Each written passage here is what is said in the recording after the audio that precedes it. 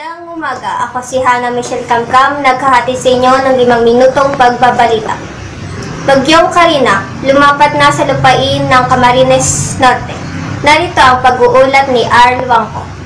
Ito naman ang lagay ng ating panahon. Kasalukuyang nananalasa ang bagyong Karina sa lalawigan ng Camarines Norte. At ito ay may taglay na lakas ng hangin nga abot sa 75 kilometro kada oras at pagbugsong nga abot sa 120 kilometro kada oras. At ito ay kumikilos sa direksyong Hilagang Kanluran sa bilis na 30 kilometro kada oras. At ayon sa Pag-asa, posibleng tawirin ng bagyong Karina ang Metro Manila. Kaya pinapayuhan ng ating mga kababayan na maging alerto at antabayanan ng susunod na anunsyo ng Pag-asa ukol dito kay bagyong Karina. At yan ang lagay ng panahon. Ako po si Arl. Lagi nating tatandaan, ang buhay ay paikot-ikot lang. Tara na.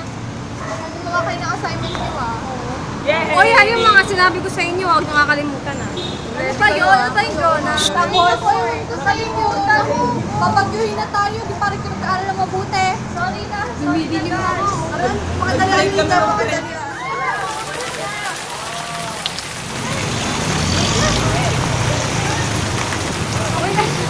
Please.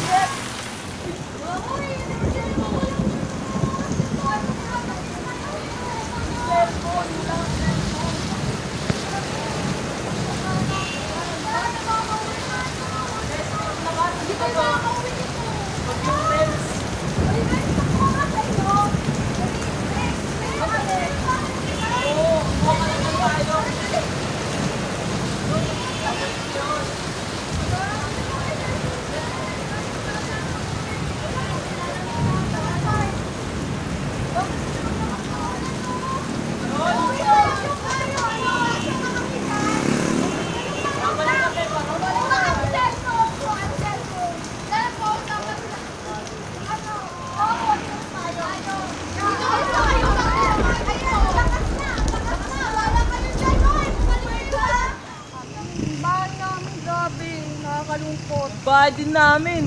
Natanggal yung bubong. Sabi nga bumahay. Sobrang lakas ng ulan. Super typhoon.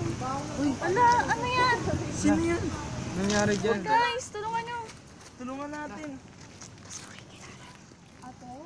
Ate? Si Nika. Sila Nika.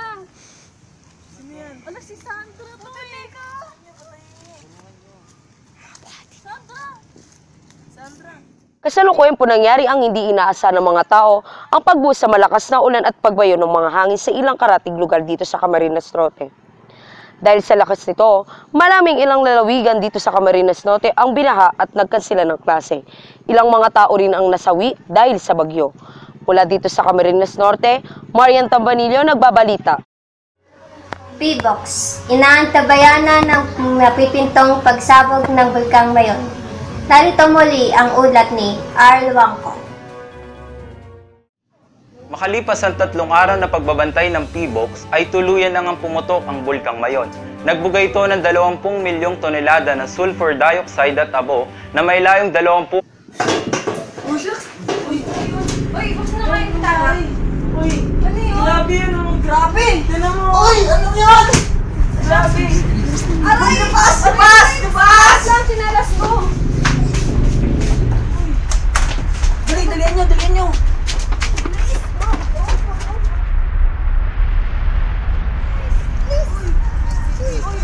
Uy, guys, wag kayo.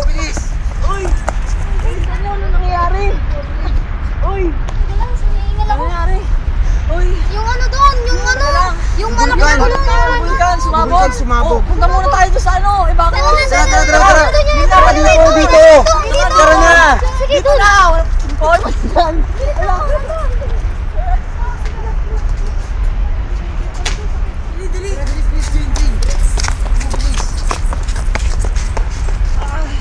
Okay na kayo, guys? Okay lang ba kayo? Yeah, okay na yan.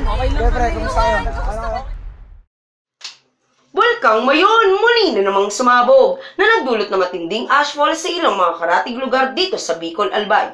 Ilang mga residente sa paanan ng bulkan ang lumikas para sa kanilang kaligtasan. Marian Tambanillo, nag-uulat. Thank you for watching!